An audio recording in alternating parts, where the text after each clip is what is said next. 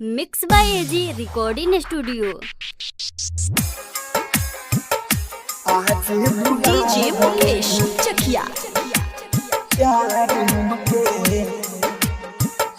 आज भुला गइल, दीवाना बना गइल, दीवाना बना गइल, दिलवा दुखा गइल, दिलवा दुखा गइल। काल भइल प्यार हमके आज भुला गइल, काल भइल प्यार हमके आज भुला गइल, दीवाना बना गइल, दीवाना बना गइल, दिलवा दुखा गइल।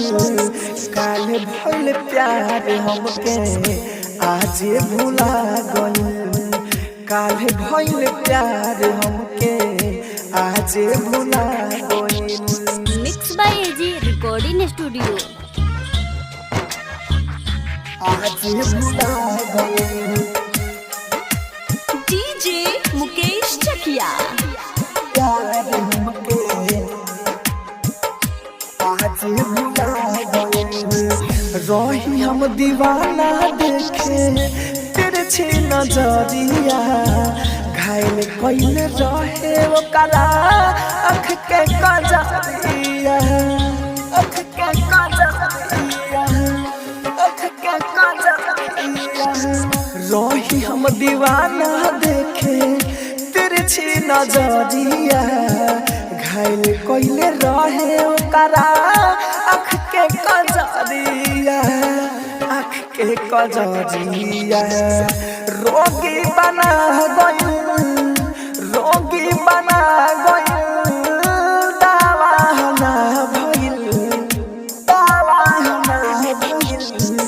काल भइल प्यार हमके आज भुला गइल, काल भइल प्यार हमके आज भुला गइल।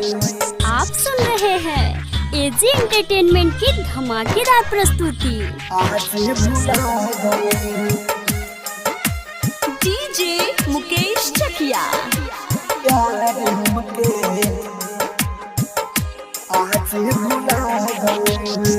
राइटर अरबिया चंदन राहुल राजधानी कोई लखनऊ असर हमारा प्यार वाला पानी, प्यार वाला पानी, प्यार वाला पानी।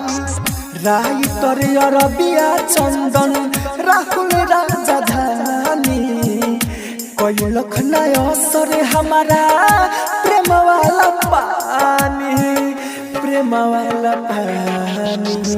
जरता दियावा, जरता दियावा, छल में बुता गइल, छल में बुता गइल। काल भइल प्यार हमके आज भुला गइल, काल भइल प्यार हमके आज भुला। Mix by AG recording studio Roshanpur Sapaha.